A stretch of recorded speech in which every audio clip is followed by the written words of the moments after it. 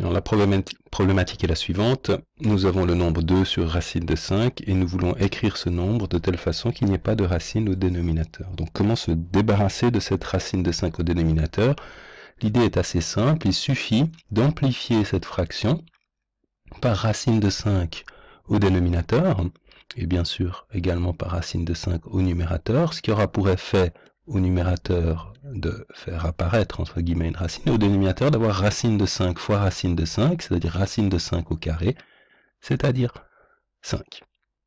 Alors si je prends quelques autres exemples de cette même idée, racine de 3 sur racine de 2, on amplifie par racine de 2 sur racine de 2, on obtient racine de 3 fois racine de 2 sur racine de 2, je peux l'écrire une fois au carré, c'est-à-dire racine de 3 fois racine de 2 sur 2, ou éventuellement racine de 6 sur 2, puisque racine de 3 fois racine de 2 fait racine de 3 fois 2, racine de 6. On peut combiner plusieurs opérations, donc racine de 9 sur racine de 18, ici vous avez deux chemins possibles, soit vous commencez par simplifier la racine de 18 avant d'attaquer le problème de la racine au dénominateur, soit vous multipliez par racine de 18 sur racine de 18, mais le plus simple consiste quand même à d'abord simplifier la racine, donc racine de 18 c'est racine de 9 fois 2, comme on l'a vu dans une autre vidéo, simplification des racines, on se fait racine de 9 fois racine de 2, c'est-à-dire 3 fois racine de 2, je peux maintenant simplifier ici le 9 et le 3, il reste 3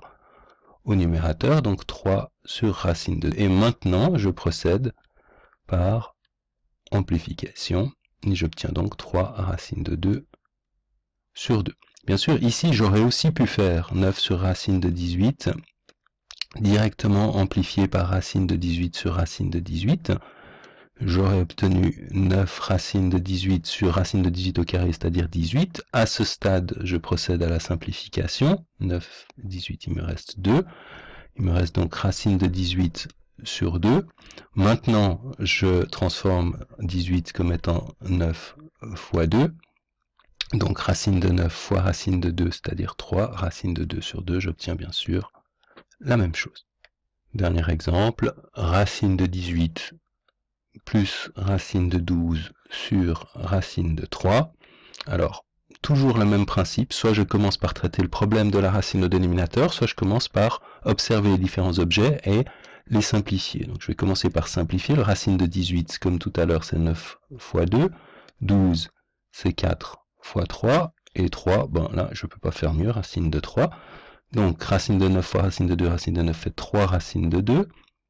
Racine de 4, ça fait 2 racines de 3 sur racine de 3. Et à ce stade, je traite maintenant le problème de racine de 3 au dénominateur. J'amplifie par racine de 3 fois racine de 3.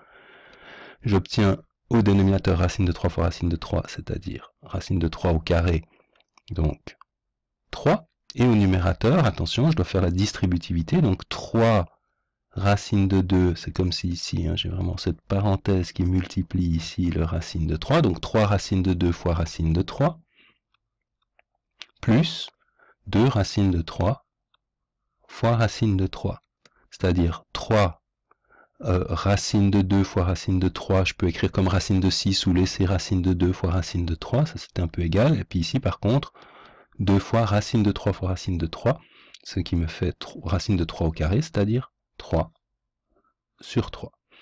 Maintenant, je fais la version longue, on va dire, donc 3 fois racine de 2, racine de 3, plus 2 sur 3, je mets en évidence, surtout toujours la même chose, ne pas simplifier le 3 qui est là avec le 3 qui est là seul. Pourquoi?